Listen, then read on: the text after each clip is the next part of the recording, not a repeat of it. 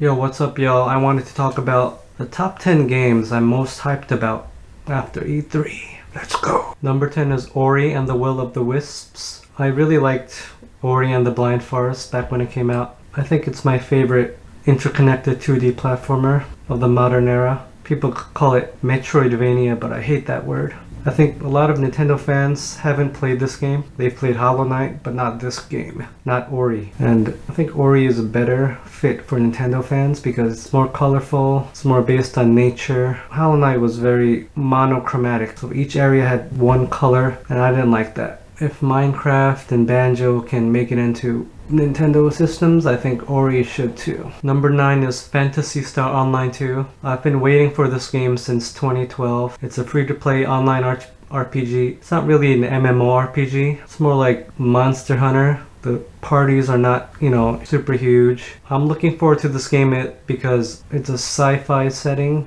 with sci-fi armor and weapons. With an anime look, it looks really cool. Number 8 is Blair Witch. Now when I first saw this trailer, I thought it was another Outlast game because they showed the camcorder. But the game actually looks like this. So this is not just CGI. I really liked the Blair Witch Project, the first movie. When I first saw it in theaters, I didn't think it was scary because you're surrounded by other people. The first Blair Witch movie, you really need to watch it by yourself at night in your bed with a cell phone. I'm looking forward to this game because the whole series is not based on gore and killing. It's a very eerie, ghost-like sense of horror, and I like that. Number 7 is Elden Ring. It's created by Hidetaka Miyazaki and George R.R. Martin. So they are the creators of Dark Souls and Game of Thrones, respectively. So they didn't show any gameplay, but I have high hopes for this game. I don't think it's just going to be another Dark Souls clone. I think with George Martin on the helm, I think the game's going to be more narrative and story focused, but it's still going to have really good gameplay. I don't think it's going to be as hard as Dark Souls. So that's why I'm looking forward to it. And the dark medieval fantasy look always looks good. Number 6 is Outriders. As you can see, it's by the creators of Gears of War Judgment and Bulletstorm. So why am I looking forward to this game? Because you can tell it's a passion project. They really wanted to make their own IP and make their own game instead of being stuck to another person's IP. I really like the look of this game. It has a lot of nature and also space cowboy elements like Firefly. I really like her. She looks really cool. Although they didn't show any gameplay, I really like the art direction, and the gameplay is probably going to be fun because Bulletstorm was revolutionary in how they crafted the game based around gameplay. Instead of Bulletstorm was a single player experience rather than trying to copy Call of Duty and Battlefield.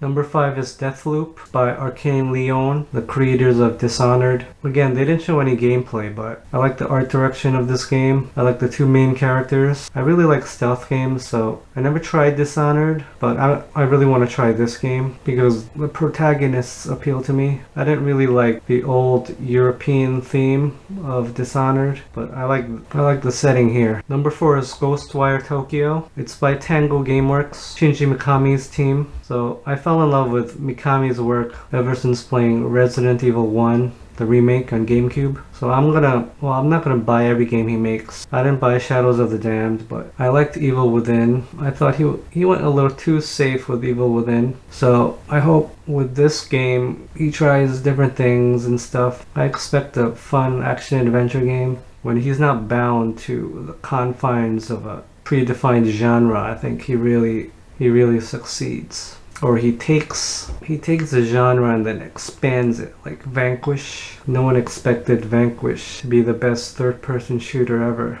but it kind of was until Splatoon came around. Oh yes.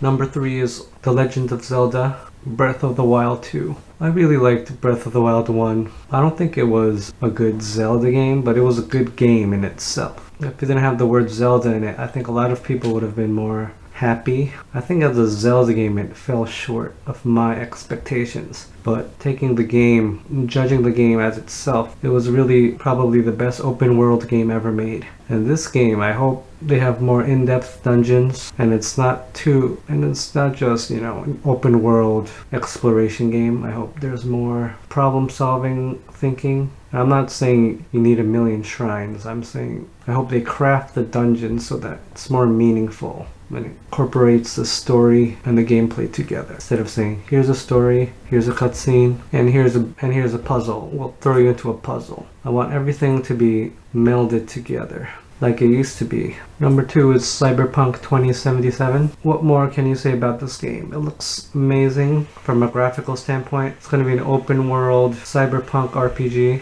You could create your own character, but they showcase their own created character in these cinematics. He looks really cool. It's just going to be fun to play because you can make choices, do whatever you want. It's going to have story sequences, but you're going to have freedom in how you play. And that really makes me excited. And number 1 is Final Fantasy VII Remake. I really got excited when this guy showed up and told us about the gameplay. I was really skeptical if I was going to like the gameplay, but he really put my worries to rest. Instead of thinking it as I'm losing all the RPG elements, all the turn-based stuff, I really thought of it as a third-person action game with RPG elements, like Bayonetta. Bayonetta had more RPG elements and more depth. And then he talked about the ATB bar, and that really made me excited. No one else really cheered in the crowd, but this was the highlight of the whole presentation for me. So as you build up attacks, you build the gauge, and it goes up by itself too.